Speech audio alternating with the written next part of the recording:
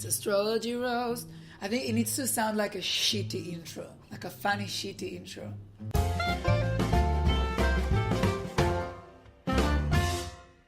Hi everyone and welcome back to Astrology Roast. My name's Karen. My name is Itai. And we are back yet again after a crazy live show that we hosted the other week. Now, we didn't really go into too much depth about our experience during the live show, but Itai, talk to me. How was it? Oh my God. It was electric, wasn't it? It was.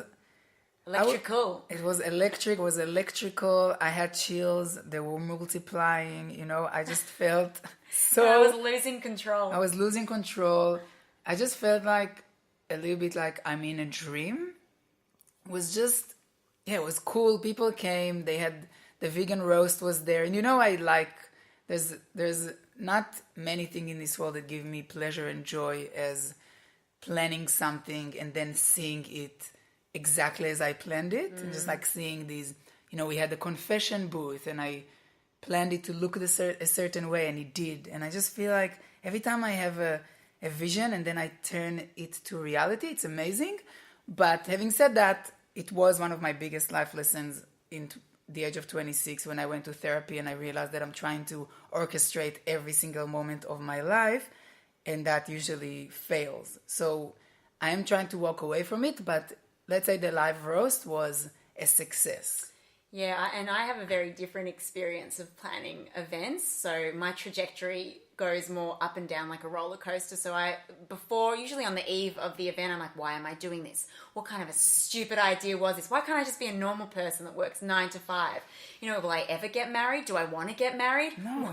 Does this show mean I'll never get married? And I don't even believe in marriage. So that's my trajectory. And I'm like, astrology, like, why am I talking about this? Who am I? Wow, yeah. So, and then I'm always so happy at the end. Then click on stage, happy to be there. Feel really more comfortable with a sea of people than with just one. I know. With intimacy, way more challenge. Ooh, intimacy. Gross. Okay. But it was so fun to also meet some of our amazing listeners, our tribe.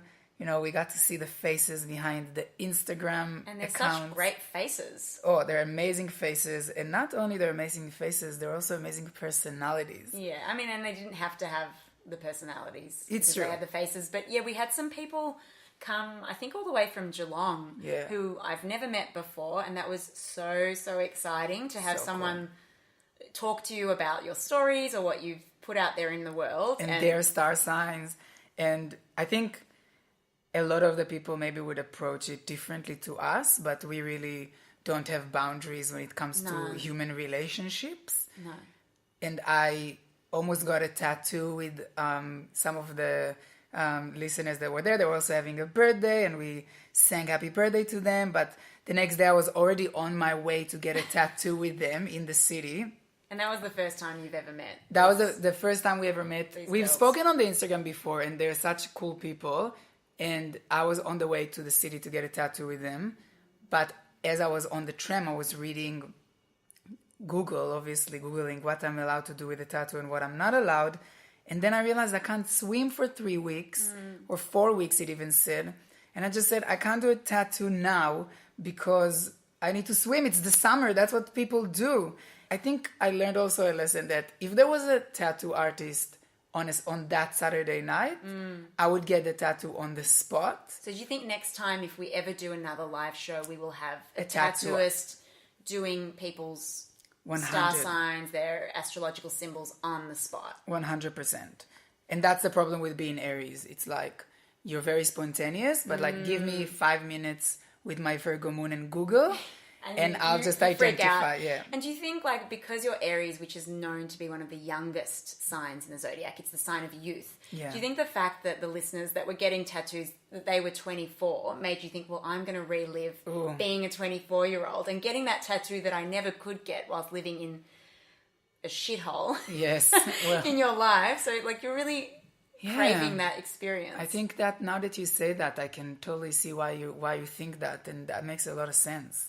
But something that I will do, I'm going to go to a Pilates class by one of our listeners that came, the beautiful Libra, and I'm going to go to her Pilates class on a Monday. That's nice. And that's good if, when you're a bit older and you get that back pain Yeah. that young people don't know about. So Oh, they don't. it's beautiful. Anyway, altogether, it was such a lovely, lovely night. And it was absolutely horrifying to do what we're doing now, but in front of an audience and seeing silence and laughter and Oh my people God. just staring at you with their eyeballs, waiting to see what you're going to say next. And also, the setup wasn't the most sophisticated. So we kind of had to go into a bathroom to get one of our 3 costume changes arranged. And everyone was just staring at us like, why are they running into the bathroom? What's going on there? Yeah. Lo and behold, little did they know it was A costume. a costume, exactly. A onesie that I've worn to several parties before that I found on the day. Or a Whitney Houston top that I also bought on the day. Or a black turtleneck that I wore. You can't say the black turtleneck without saying you also had a high ponytail and glasses. I know. I really I felt really intelligent powerful. I felt like I could jump off something and fly, but I didn't try that. In metaphorically, you actually did. It was a great night, and one of the parts of the night was a confession booth, and people could write their star sign and their confession. They're all anonymous. So we're going to read you just a handful of notes from the night. We have, the first one is from an Aries. When I'm sad, I watch the song Keep Bleeding by Leona Lewis on repeat. It's actually Bleeding Love. And I totally relate to that. It's a very romantic, beautiful song. Leona Lewis, we miss you. Please put out new music. I'm pretty sure once, Itai, you lent me an old iPhone of yours. And to your horror, I found all these secret recordings that you had recorded of yourself singing Oh my God. Leona Lewis. And Oh my God. it was so sad and sweet and beautiful to hear your sultry tones singing like as if no one was listening in this haunted way. You don't even know was what... devastating. You don't even know what is behind this recording. I think I felt it. It was a sadness of many, many generations and many, many decades before. Like it was something from your ancestors. When you told me that you found these recordings and you were also imitating me for a little bit, I felt like my own parents just walked in on me masturbating in my room. And you know how vulnerable you like... I felt so naked and seen because I recorded that. I remember where I was. I was in a fucking bus stop by myself at like 11 p.m. And my dad just dropped me off to go to uni. It was like I was at my parents for the weekend. I was going to uni, so he dropped me off at the bus stop. And it wasn't Bleeding Love. It was Stop Crying Your Heart Out by Oasis. Leona Lewis has a cover of it. And I was just recording myself just to hear what I sound like and just to like, feel my feelings. And my dad, when he drove me there, he was like trying to acknowledge the fact that I'm gay and like reconnect with me. So he said that there is a show basically in Tel Aviv where everything happens in Israel about a dad that needs to accept his gay son. Wow. And he was like, maybe we should go to that. And I just couldn't respond because I was like, I can't when I'm 26 start having those conversations with you, like 10 years after I basically tried to come out and got shoved back into the closet by everyone. And I was like, yeah, we can totally go there, but I just didn't know how to do it. Like, how do you do that with your parents? How do you So this recording happened after right after that. So it has those clips, they have all these emotions attached to them. Stop crying your heart out. So special. I think I'd love to make a bootleg B-side of those recordings once. And after I'm gone. When I'm gone. No, God forbid. But it's going to be like that Michael Jackson. You just get Justin Timberlake to record the other parts of the song and release it to MTV. I don't think Justin Timberlake could really do that sadness justice. No. Okay, so another confession. Wow, that was really a turn I couldn't expect. The next confession we're going to have is from a Leo that said, sometimes I don't like being the center of attention. Wow. Yeah. Yeah. I'm just going to put it Nothing there. to say about that. Even like you go and you confess about that. Like you still want that to be read. It's like when Jennifer Lopez gets caught buying something from the shops and she's like smiling. As if it wasn't planned. At the camera. Exactly. As if she doesn't look amazing. We have a confession from an Aquarius.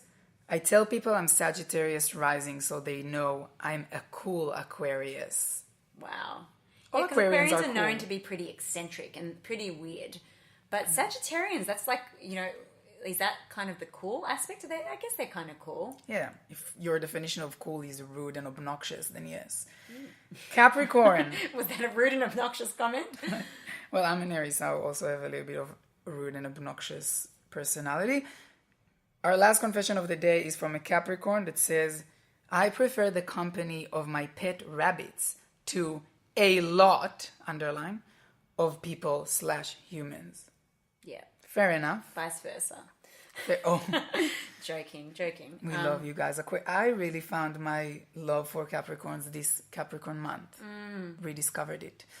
Well, the people that came to our event weren't the only people in the event. We also had people live on the internet. The internet, yes. So thankfully we have a Virgo friend who did an amazing job of filming and uploading everything and engaging with our live audience. So she posted everything on our Instagram, which people can still watch on our IGTV, which I'm learning what all these things are through Itai. But a lot of the audience members were asking amazing questions like, hey, what's going on? What is this? Is this a conference? Why didn't you use a tripod? Yeah, why didn't you use a tripod? So thanks everyone for your contributions. That audience engagement really added a certain flair. But we also, through engaging the services of Cambridge Analytica, for those of you who don't know, are deeply connected to the Facebook, spilling all of our privacy things, all of that controversy. So we've engaged with Cambridge Analytica and they gave us our live charts of how Astrology Roast is going around the world. And how are we going? yeah, it's quite a shock. So we allegedly, according to this, are number 38 on, I think, the comedy charts of the United Arab Emirates. So I think if I ever get stopped at the airport in Dubai or, I might just show them that to get an upgrade. Maybe you'll get stopped Emirates. because you're a local celebrity now. A girl can dream.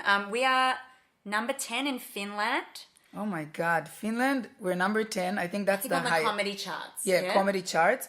We're only charting in the spirituality charts in Israel. Yeah. But we're number 10 in Finland. So I went on the internet and learned how to say thank you in Finnish. It's kiitos. So kiitos to you, our Finland listeners. Yeah, I keep thinking this is funny. And we're also number 18 in the Republic of Trinidad and Tobago, which, I mean, for anyone that watched the Olympics growing up and, they were just one of the countries that walk around that you've never heard of before, but they're really proud and happy to be there. So similarly, very proud and happy to be on the charts of Trinidad and Tobago. Always. I'm sure I'm pronouncing that wrong, but thank you for everyone that is listening and putting us in the charts. It's so random.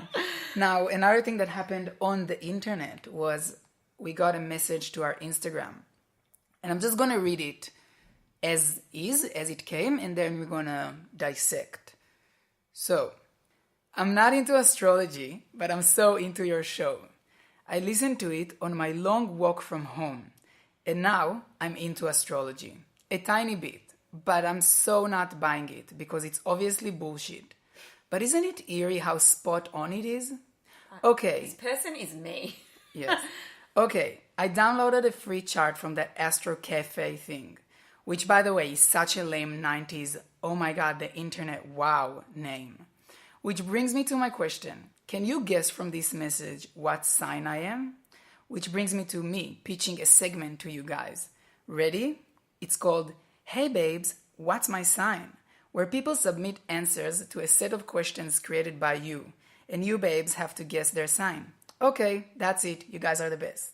So, you just said, while I was reading, that person is me, which led me to the instant guess. That person is a Gemini. So I guessed it, and to my great surprise, I was right. Not only this person is a Gemini, they have like 4 planets or something in Gemini, which is stellium Gemini, as we know. Now, I love the idea. And also, just to base my guess on facts, obviously this person has a great understanding of the internet. Very communicative, very witty, funny, very Mercury energy. Gem. Yeah, so if you want to try to get us guess your sign, feel free to write us Spiel. And maybe we would even make a jingle, a little song to that segment. You know, like that Storytime with Lori Time song that you can hear every time after the end of the episode. And I just love the skepticism of that particular listener. He's like, yeah, obviously it's bullshit, but like I'm so into it. And I totally get that. Like, you know, I'm like, oh, I don't believe in it. I can't admit that I'm into this. And yet every day I'll read my horoscope just to kind of give over the control of my chaotic life to the chaotic universe, which is maybe 1% less chaotic than my actual life. And look, this person, you know, having so many planets in Gemini, I get it. I'm here for you, but I'm not actually here for you, because I think if I was communicating with a fellow witty Gemini on Instagram, we would be communicating till about 5 a.m, because I can text like nobody's business. Like my thumbs are actually sore from like the rapid texting that I can do. So good luck being a Gemini. If you're in the media and you're working in the media field, you'll be okay. If you're working in any other space, you are doomed to get distracted and fail. It's not easy being a Gemini. No. I wouldn't know, but you know from me. So Aquarius season is about to embark. It's about to start. Actually, this episode will be released on Sunday, the last day of the Capricorn month. So we're going from Capricorn into Aquarius. And I think there are obviously a lot of signs that are different, but Capricorn and Aquarius would be one of the biggest contradictory signs, because we know how Capricorn is very earthy and grounded and traditional, and goals, and Aquarius is abstract and communicative and progressive and all up in the air. Yeah, that's totally true. There's such different signs, and we recently watched a show on Netflix. What's it called? A movie, Dumpling. a made-for-Netflix movie called Dumpling, starring embodiment, or talking about the embodiment of both Aquarius and Capricorn. So the show is all based around a girl living in the south of the United States. Texas, who is obsessed with Dolly Parton, and she's got a sassy best friend, and she's sassy as well. And her mum is kind of a washed-up former pageant winner, Jennifer Aniston, who is an Aquarius. So she's obsessed with Dolly Parton's music and finds inspiration through Dolly Parton's Capricorn music, yet is mothered by an Aquarian actress, Jennifer Aniston, who, I'm surprised, is now admitting that she has aged a bit and is playing a mother. So it's all happening. Well, she's playing a mother who's refusing to admit that she's aging. Yes, so. And she still is wearing the Jennifer Aniston haircut, the Rachel, as it was known. The Rachel back haircut. in the day. So really interesting and kind of feel-good comedy. But it was so interesting to kind of compare the strong, raw, powerful strength of Dolly Parton to Jennifer Aniston's somewhat unusual quotes that I've now looked up on Google, which I'm they're not inspiring, but I also think Jennifer Aniston has a really crucial kind of background role in our upbringing, that, she's just been there a while. She kind of looks the same, and she's always kind of that fun gal that you'd maybe love to have on your couch or go for a coffee with, like a good friend kind of vibe. Yeah, she's there. She's there. So we looked up some quotes from both of these, emblematic, strong, amazing women. I mean, strong, Dolly Parton just being emotionally strong, and Jennifer Aniston having strong Pilates arms. So both strong, but and different strength. She's also drinking those vitamin waters. Is she? Yeah, she was like the face of water, vitamin water, or water plus, or wow, I don't know what, but yeah. And now she's the face of a made-for-Netflix movie. I know. Well, made-for-Netflix movies, they're getting a lot of Sandra respect. Bullock has got a made-for-Netflix movie, but don't get me started on Sandra, because I've got a lot to say. But so Dolly Parton, Itai, tell me a quote of hers that sparks your love for her. Yeah, so Dolly Parton, a Capricorn, and her sentence is, "Find out who you are and do it on purpose." So Capricorn, and also so practical. And she says that as if it's just find out who you are and do it on purpose. Miss, I've been trying to find out who I am for the past 30 years. Not so I can do it on purpose, just so I can sleep at night. And it's not that easy, okay? And I think they quoted that line in the actual film that we were watching with a couple of friends on the projector, and I could feel a couple of people in the room go, "Oh, what a quote!" Like literally purring when we heard it. So pretty fucking awesome quote. What about a Jennifer Aniston quote to like combat that Capricorn energy with some Aquarius energy? So Jennifer Aniston quotes are a little bit less amazing, but still great. So one thing that she said is, I always say, don't make plans, just make options. So Aquarius. Great. Like, yeah, no plans, just options. And a kind of their approach to dating as well, would you say? Like, let's not plan a life together. Let's keep ourselves open. Or like, don't see your partners, don't see people that you date as people, just see them as options. Yeah. It's like... Exactly. That's how I feel when I date an Aquarius. It's like, you never know if you'll see them again. You never know. Exactly. So another quote from Dolly is, if you want the rainbow, you got to put up with the rain. Oh, I love that. And again, it's like, it's resilient. Every struggle is worth something. Everything has an outcome, a tangible outcome, including your pain. And if you suffer, you will succeed. And again, like Jesus, you suffer, there will be the biggest religion named after you. You know, just go through the rain and then you'll see the rainbow. If we go to Jennifer Aniston quote, what would her approach be? So another Jennifer Aniston quote is, I guess we would be living in a boring, perfect world if everybody wished everybody well. Love it. Like, what is more anathema to an Aquarian than being boring? So Aquarius is ruled by the planet Uranus. And lol planet Uranus, your butt. But they are ruled by the butt planet. And we all know that the butt planet is the planet of revolution and overthrow and change. So Aquarians love to be eccentric and unique, but constant change and that airy quality. So Jennifer Aniston is, I think, saying boring, you know, we would live in a perfect boring world and that sucks. So let's not wish everybody well. Let us just be honest about what's going on for us and kind of move flexibly through the times. And also with butt stuff, you know, there's so much judgment, but like once you are open to the idea... Do you think Jennifer Aniston would be open about butt stuff? I don't know. She strikes me as not into it. Well, yes, especially as the character that she's playing in that movie, like which is like girls don't shit and like girls don't poo and stuff. But I feel like, I don't know, I feel like Brad Pitt would be really into butt stuff. So I think this has taken a real Aquarius tangent. Yes.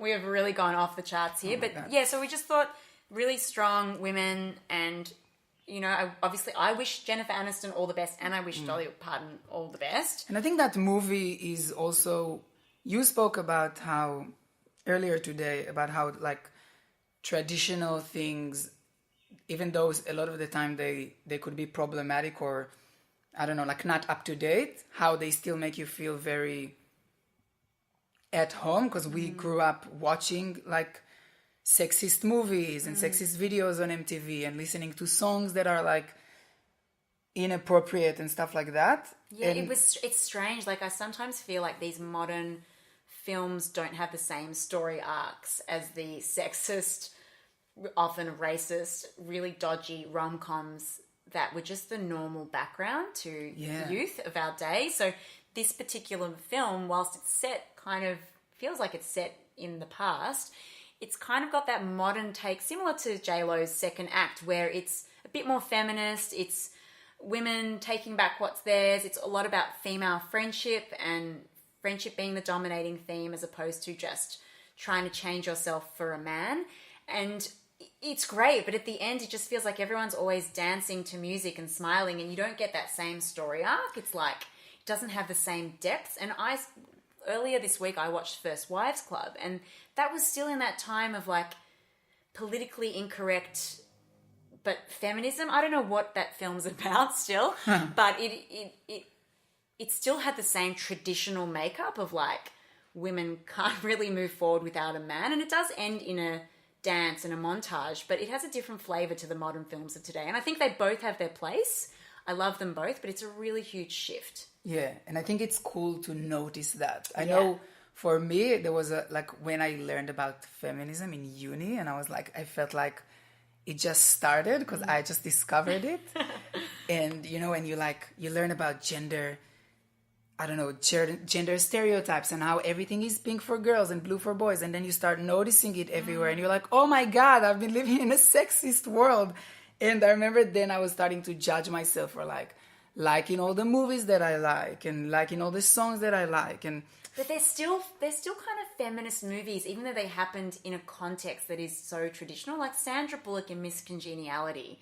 Like the backdrop of that film is really traditional. It's got that old flavor to it, and people slap her butt the whole time. The whole time, it's so weird. And these artists like Jennifer Aniston, Julia Roberts, Sandra Bullock, they're kind of all in between these two ages of film, and it's really weird to watch, but really, really cool that they're trying to adapt with the times. Definitely, and I think that brings us to that transition from Capricorn, from Dolly Parton, to Aquarius, to Jennifer Aniston, not only in this month, but also we are going into the age of Aquarius. Generally. So you'll have to explain this because it's a bit technical, but every 2,100 years, we move into a different age. And we've kind of in the time at the moment where we're moving from Pisces into Aquarius. So basically, we are not going to see another change in our lifetimes. No, but I'm sure this podcast will survive 2,100 years. Someone else would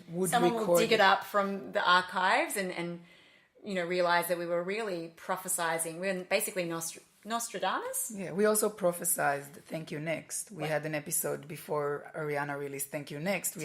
Yes. Go check it out. I think in our exes episode, we were talking about what we learned from our exes. Yeah, so true. So we prophesize, and it's only the beginning.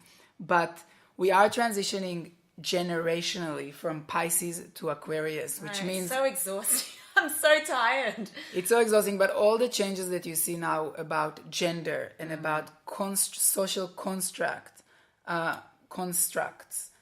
Aquarius is all about questioning, challenging, shaking shit up, looking at society and say facepalm, facepalm. And it's really it's got a detached quality to it as well. So we know Aquarians, you don't really know where you stand with them as a star sign, but as an age of Aquarius, there is this level of detachment. I must say that Aquarius also supposedly rules the everyday person and grassroots activism and change and overthrow. So it is really of the people. So it's really exciting. I wonder if all the communication and technology, all the advances that we're seeing now in this age of Aquarius, are we going to see overthrows of ideas and concepts that we've never seen before? It's 100%. Really cool. Yeah, so look forward. I'm looking forward to that. Mix shit up. Mix shit up, exactly. And also, obviously, next month is Aquarius, so we're gonna give a little bit more about that. And also, if that wasn't enough, there is also a full super blood wolf moon happening tomorrow or Monday, depending on where in the world you're listening from. And as we know, we have listeners in the United Arab Emirates and Trinidad and Tobago, so I haven't looked up when that's happening. I don't know when your Monday is. Yeah, I don't know when your Monday is. But so basically we're going to have an epic full moon eclipse in the sign of Leo. And this is the final eclipse after a 2-year season since about February 2017 of a range of solar and lunar eclipses in the signs of Leo and Aquarius. So it's been a long time coming. This is the end of that kind of bucket load of eclipses. It's a full moon eclipse, so it's going to be the fruition or things coming to a head of this journey. And because these eclipses have occurred in Aquarius and Leo, they're about really different energies. So Leo being all about royalty, celebrity, stepping to the front. And Aquarius, as I said, being about grassroots activism and shaking shit up. So this moon, it's going to be a big one. You'll probably be able to see the moon going red if you're in the right place in the world. Hence why it's called like a wolf moon or something like that. If you're a wolf, you will be freaking out a lot. So you should just take it easy if you're a werewolf or a zombie. If you're a regular human person, it's not the best time to be you'll probably feel like you want to make some big breakup or breakthrough or declare your love for someone or a lot of stuff around who you spend time with and your relationships with people are going to come to a head. And this might be felt a couple of days on either side of this. So if you're feeling the urge to do anything big and bold, just be mindful of that. Like, yeah, obviously I think that's awesome, but I'm just letting you know so you know about it. Yeah. If you have any pictures or any experiences of this full moon, please write into us. I'd love to know how that's like for you in Trinidad and Tobago or the United Arab Emirates. Or even in Australia. Finland. Or even in Australia, my home country, my hometown. Get your crystals out, burn your bra, burn your... Get your boobs out. And your crystals on your boobs. Or do what I always wanted to do and still haven't, but totally will. Take, you know how in the movies they, like for their ex or someone they hate, they put some shit in a paper bag and they burn it, knock on the door and run, and then the other person opens the door and like try to put the fire out, so they step on the poo. So I'm still waiting for my moment. We want to finish this episode before we're going into story time with Lori time with honorable Capricorn mentions. So the world is full of great achieving Capricorns, but obviously some stand out than the rest. And I think it's important to acknowledge that. So the first one is Blue Ivy. Blue Ivy, for those of you who don't know, is Beyonce's daughter. So the Capricorn daughter of the Virgo, some would say queen of something. Because she can't be the queen of pop because there's Madonna. Look, I've got lots of feelings towards Beyonce, many of which are not that positive. I know. Well, no, she's wonderful. It's hard to connect. Anyway, Blue Ivy. We just lost 20 subscribers. No, I love her. I love her. No. Beyonce is great, but she's amazing. She's a Virgo. You feel the emotions of the songs. It's very crafted. It's very crafted, and I just prepared. Like I'm gonna do this. I'm gonna sing this note, exactly, so you will this feel. Will this make you feeling. feel exactly 100%. But fucking respect her. Yes, and Blue Ivy, already from being a sperm, she was high achieving. She knew I'm gonna swim the fastest, so I could be Beyonce's daughter. And that is, if that's not a Capricorn master plan, being the fastest sperm, knowing this is the egg I need to get into this universe. It's a very odd way of describing birth, like a sperm's, like she is a sperm that's swimming towards the egg. Maybe she is the Capricorn egg that opened itself up to the sperm. Like, well, it's I think Blue Ivy, I don't know. You're right. I also don't know the science. You're right. Maybe it's still, I'm only the result of the sexist the male upbringing. gaze. Oh my God. Way to like, you know what? man shame her. I'm not going to edit it out. I'm just going to keep it. This is a learning experience for all of us. So Blue Ivy being the egg, the Capricorn egg that knew to be released, to be fertilized by that Capricorn sperm or Piscean sperm. I don't know, whatever it was. But like, good on you, Blue Ivy, for being that a high achieving since before even being conceived. Marilyn Manson is one of the rumors I remember the most growing up, alongside Jennifer Lopez has an alien in her butt and Britney Spears died in a car accident, which... and Tupac, all the conspiracies. Yes. So one of the most common, or like the biggest rumor, was that Marilyn Manson went into surgery to remove one of his ribs so he could perform oral sex on himself. That's disgusting. Is it? Let's be sex positive here, right? It's all about the Aquarius, the age of Aquarius. I feel like there's some listeners that also probably don't even know who Marilyn Manson is, because it's really a 90s, 2000s. I don't think I know who he is. I know what's he famous for? People loved his music. He was like... He had like a cover for like Sweet Dreams Are Made of These, or was it his song? I don't know. Anyway, I think why I'm bringing him as an honorable Capricorn mention, because Capricorn's known to be sometimes the boring sign, but everyone that knows something about astrology or, read 10 memes on the internet knows that Capricorns can get really freaky in the bedroom. And I think Marilyn Manson is a great example of that, because he went and said, in order to get freaky in the bedroom, there will need to be a surgical procedure. And that's a very Capricorn mentality of like, how do I, into abstract, how do I formalize? So I think Marilyn Manson we can learn from that Capricorn energy. And my last example would be Voldemort. Now, I know some of you freaks haven't read or watched Harry Potter. Freaks. It's not freaks. It's just we were doing other things. Guys, let's step into the new age of Aquarius educated. I also haven't seen Moulin Rouge or the Spice Girls movie. Oh my God. Or read or seen the Harry Potter films or the books. Oh my God.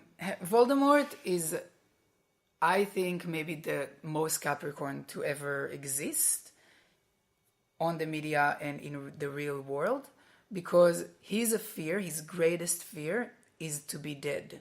So the whole 7 books of the Harry Potter series, he fights death, and he splits his soul into 6 or 7 pieces in order to, every time you kill a part of his soul, there's still a backup of his soul living in other objects and creatures. Basically, this person is the ultimate Capricorn, fearing the ultimate failure, death, and finding a creative solution, a practical solution to it. So therefore, I think Voldemort is a classic Capricorn. Whoa, so for those like myself that don't have any idea what's the deal and who Voldemort is, it's a dude that cut up his soul in case one part of his soul didn't exist. So there's lots of his bits of his soul around, and he can use them as a backup, like a generator. Exactly. In case like the internet breaks down. Exactly. Wow, that's very, very cool. And he's also like obsessed with being the greatest and the greatest wizard and the strongest wizard. I got a lot of time for these Capricorns. I got to say, I'm sad that this month is ending. And look, I'm excited about the Aquarian season. I think some crazy, freaky shit's going to happen. But thanks, Capricorns, for your Saturnian, serious, power, goals-orientated energy this month. It's been very, very positive for me. Oh my God. And hopefully for everyone else as well. But I'm also super excited for Aquarius season because all of my exes' birthdays, my dad's birthday, it's like literally... Dad's wedding. My dad's wedding. It's literally the most triggering time of the year, but I'm welcoming it with open arms and an open ass. And I think now it's time to say goodbye, but also go to our beautiful segment, Storytime with Lori Time. Thank you guys for listening, and we'll see you next week. It's story time with Lori Time. Sit back, recline, it's story time with Lori Time. It's telling my story, such a crime. So we're in India, me, my dear friend Karen and Elena. We're drinking chai, having a nice time. We go to this beautiful tourist attraction, and then we meet this young, lovely guy, Timmy. And Timmy tells us, Timmy's a man from this area of India, and he tells us that he has a dream catcher shop at the top of the mountain. Like, I wouldn't call it, it was more like a cliff face. And that we should just, if we just follow him up, then we would see this beautiful store. So we're climbing rocks, and he says it's a 10-minute walk. And so after about an hour, we kind of stopped for a rest, and we said, Timmy, like, how much further do we have to go? And he's like, we're nearly there, I promise you. So we're stopping, and we're having a little breath, and then we take out the camera, and it's really dangerous. And like, I make a little video, and I say, I'm sorry, Mum, because my mother would kill me if she knew I did something like that. And I said, Mum, if I die, I'm really sorry, but I love you. So we finish making the video, and we keep hiking up, and we finally get to the top, and we see Timmy's really, really beautiful shop. I must say, it wasn't really a shop. It was kind of like it was more like a room with 2 dream catchers in it. But it was a really nice hike anyway. And so then Timmy starts taking us down, and down is much easier. Much, much easier. So we're walking, we're so happy. And we're also with our friend Mike, I forgot. And he's actually a professional rock climber. And we're walking, and it's flat, and there was this shrub, and I just put my foot on this shrub. But there was actually like a hole in the shrub. And I just went falling. So 1 minute I'm there, and the next minute I've just fallen down like the cliff face, basically. But don't worry, I didn't die, because I'm obviously here. This is not my ghost. So what happened was, I just remember putting my foot on something and my hand on something else, and I grabbed it. And I was just screamed, and Karen and Elena are like, Loz, where are you? Where are you? And I'm like, I'm here. And then Timmy looks down and he goes, whatever you do, don't look down. And you know that when someone says that to you, you're fucked, basically. So I was like, okay. He's like, I'm coming to get you, just stay calm. And I'm like, okay. So I stay calm, and he comes to get me, and God knows how, but he lifted me up. He lifted me up, and he pulled me up to the level where everyone was. And we embraced. And I will never forget this embrace. Like, I feel like this embrace is going to be one of those things that flash by my eyes when I'm about to die, because I knew in that moment that he had totally saved my life. I'd also saved my life by holding on to what I was holding on to. So he brings me up, and I say to him, should I look down? And he's like, it's up to you. And I look down, and there is just like hundreds of meters of cliff face, maybe thousands. I don't know. I don't really know measurement. I'm not very good with measurement. But there was a lot of cliff face. And all Karen, my dear friend, could say to me is, you don't have travel insurance. How the fuck would we have got your body back? It would have cost your parents everything they have. Thank you, Karen.